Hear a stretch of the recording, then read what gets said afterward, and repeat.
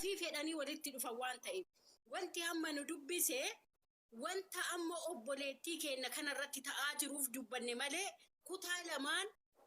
warri ganda sammuun isaanii gandeedhaan guutame uummata walitti buusuu barbaadu numaan duubatti garuu nuti akkamitti nama dhageettii qabu ta'a nama kaleessa jala hiriirru ta'a nama kaleessa nuti beekumsa ta'a boona baaleetii miti boona baalee qofaa miti ka akka dhoombir jechuun kalee yoo dubbatullee nama gandummaa sammuu isaa keessa hin jirre har'a hoo kalee hoo dheengadda hoo maaltu dubbatamaa jira maaltu ta'aa jira garamitti deemaa jirraa dhiiroo nuti garamitti deemaa jirraa kan jedhu sammuu keetiif gaafii sii kenna sii galaami nuti odoo nama taraa ijoolleen har'aa miti qaata haasayaa turte dubbannee sanirraa hin dubbanne garuuyyuu wanti har'a nu dubbise nama ani beekaa jedhee namni hedduun jala hiriiru akkamitti gadi ba'ee waan akkanaa haasaya ani har'a namni kun boru maal eeggata hiree eeggata hamilee eeggata haadha qaba obboleettii qaba namni obboleettii qabu mucattiin tun dhukkubsataa jirti haasofni isiituu sirrii miti sammuun isiituu daa'ima kiyya hin ajjeesaa ufillee uffannisaa jedhaa jirti kanuma odoo ijji isaa ilaalu maaliif barbaachisee wanni akkanaa ka jedhu xiqqoo akka dubartiititti natti dhagahame ani har'a wallaahi waan si gaddisiisu keessaa baale wanna si gaddisiisu keessaa shamarran ani kabiraatillee miti shamarran musiibaan gara namatti dhuftuun hin beekan obboleewwanoo gara tokko bichaanii miti musiibaan kan namatti dhuftu karaa musiibaan baga goote baga taate leencaki kalee bakka yeroo gargaarsa isaan gargaaranitti qullaa viidiyoo 2-3 ufafoo kaayee jira mucaan sun ijoolleen kutaa kanaan jedhu garuu jazaa rabbiin isaanii haa kaa'u ani wallaahi kanuma takkatti jedhaan itti muddii leenca kiyya iyyisiiste ati tokkitti akkas goote asiin boy hin jedhamu maaliif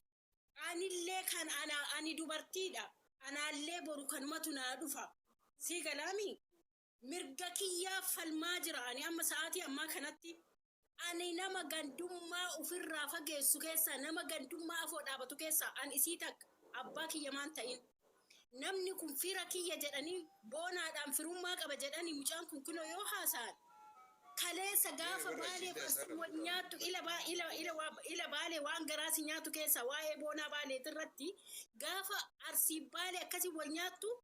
ijoollee gadi darbaa ture ijoollee kutaa baalee har'a garuu mataa isaatitti fira isaa taanaan gosa isaa caalee fira isaa taanaan har'a adda dureedhaan dhukkubsatee dubbataa jira boonaa baalee dhaggeeffadhu yoo gadi qabanii ilaalan mitiin ija qabdii jedhan yoo kaleessa arsii baalee akkasii wallolu takka jedhee tokkoffaa baaliyyoo awwalan ka uf keessaa darbe isa mana isaa keessaa irratti dubbatee namni hedduun mana isaatirraa irratti dubbate har'a hoo mucaan fira isaa taanaan gosa isaa caale laal firummaan gosa isaa caalee fira isaa taanaan har'a dhukkubsatee adda dureedhaan mucaa caala nama biraa caala boonaa baaleetti irraa dubbate wallaahi jazaa isaa rabbi kan mucattii sanii kenne isaa haa kennu wallaahi dhugaa yoo haqni wayii jiraate shorxama inni yaanne isatti haa ajaju wanna biraan jedhu waan isaan fuula isaatiin haadhaa har'a gadi afoo dhaabbatee akka hin gargaaramne mana maddaamititti akkasitti rakkattu rakkinni isii mudate sun isa haa mudatu gara tokkoonii miti immoo rakkinni kan namatti dhufu dhaggeeffadhu ani ilma dhiiraati akka fedhe ta'aadhaanii miti illee dhaggeeffadhu ila haguma mucaa jimmaa boona baalee fakkaatuun isaa hedduutu jira beeka እና ወንዲ ሲምበክ ዳሰን ጀራት ጫታ ገጀታ አማ ቦዳ ገዲያና ወላሂ ወሊ ገዲያና ኖታ ቪዲዮ ሲጀመር ሸማራ በርከበ ደንቀብ ኢላ ሰኮንት ወሊ ገያና ጀት ila hindaabbatan taanaan haadhaabbatanii akka isaan gurmeessanii garee hidhanii ila dhaggeeffadhu akka isaan garee hidhanii ka akka loosanii ka akka dhoombirii ijoolleen jajjabduu jedhan gadi yaate wallaahi wal baballeessuun salphaadha wal ijaaruutu salphaa miti malee baale dhiifamoo leeni waan manni keessaa arana kenna yeroo takka aboo kan gabbu nama arrabuma fudhattee gadi baatan wanni fudhattee gadi baatu jira meeshaan fudhattee gadi baatu hin jiru billawa fudhattee gadi hin baatu eeboo fudhattee gadi hin baatu kilaashii fudhattee gadi hin baatu akka itti wal miidhu san nama ta'u beekati adimmootu immoo itti gabbaana gaafa akkasitti beeyna kan akka baale biyya ka jettu mee dhiifamoo linnaate maal jennaani arraba fudhattee intala ijoollee shamarran arsii bicha ka jedhan ila deengadda shamarran arsiitu nama arrabsaa jedhan sii kenna lubbuuti yala yaasiniin intalli baalee Aminaa jedhan ilalan afaan maalii kiyyaan afaan kee keessa akkana si godha jettee yaasiniin intalli baalee meeqa kamtu jira nama arrabsitu arsii bicha irratti quban qabina arsii bicha irratti tanama arrabsitullee arsii bichaan godhina meeqa kamtu jira badaan kutaa 11 Oromiyaa keessa hin jira arsii bicha irratti quban qabina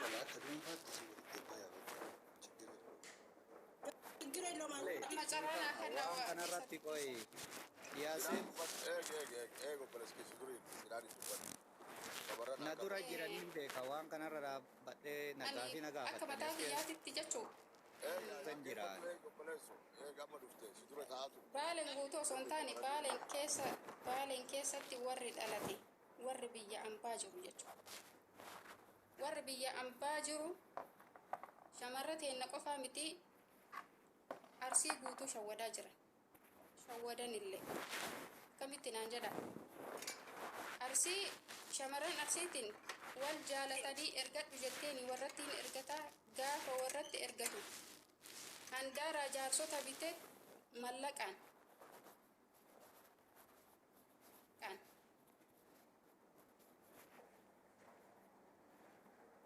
qubee godhata jechuu warri isaammoo achii quba hin qabu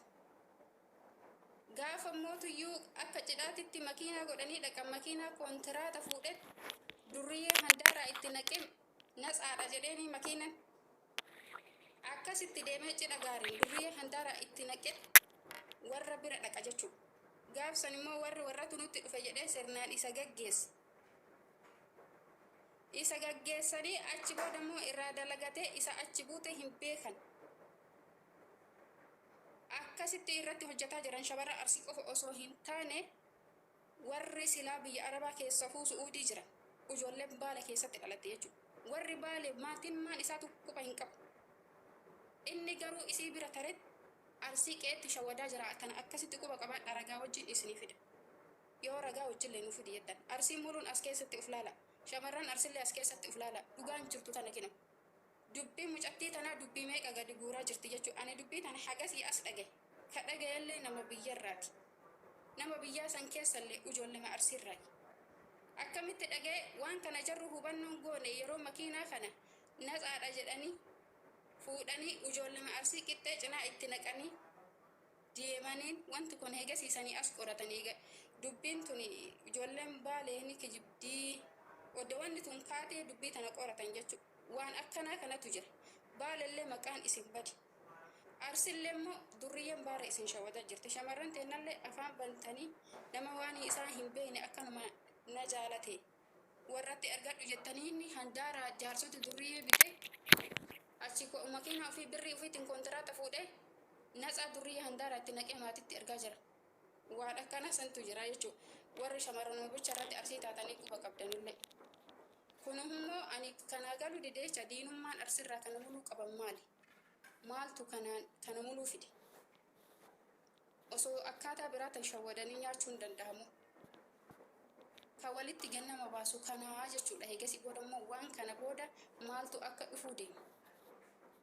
dubbiin dhugaan dhokattee hin haftu inuma baatii jechuudha akkuma kanatti ni baati wanni kanaa olillee shamarra teenna qofa jechuun kun hundi diinummaa arsirraa qabani malee arsillee yoo ilaa kootaa nuti tokko isiniin jedhe isintu hidda kenna isiniin jedhe malee arsii waa takka hin gootan arsii waa takka isiniin gootu jechuudha isinillee lafa teessanirra jirtan arsillee lafa ufiitirra jira jechuudha arsiin immoo osoo beektanii galata isinii oole jechuudha warra of beeku osoo hin taane warra arsummaa ofii waakkate gaafa arsii waakkattanii jettan gaafsan oromummaa teessan keessallee hin baatan osoo arsitti hin galle oromoo ta'uu hin dandeettan namni oromoo hin taane immoo lafa oromootirra maa jiraatan dhufa har'a ta'uu baattu dhaloota boruutiin waan kana itti dhufuu teettanii jechuudha namni gaafa arsii ofii waakkate hidda eessatti galtan eega gaafa idda keessan lakkaatu wallaaltan eessa dhaytan kunillee sammuu keessa isinaa taa'u jechuudha namni kennallee shamarran teennallee dhiirri kennallee asuma keessatti of ilaala ka afaan bantanii olii gad deemtan dhugaan jirtu tana akkasitti immoo maqaan baalee bichaa dhayameef jecha uf keessaa baasa. Warri dhuguma baalee quuqamtan uf keessaa baasa. Hattuu achi keessatti washaqamteetiniin achiin arsii miitu jechuudha. Sababnummaan isin keessatti washaqameetiniin arsii tana miidhaniif maali? Warri galteef immoo arsii baale mata heefuu galteef jechuudha.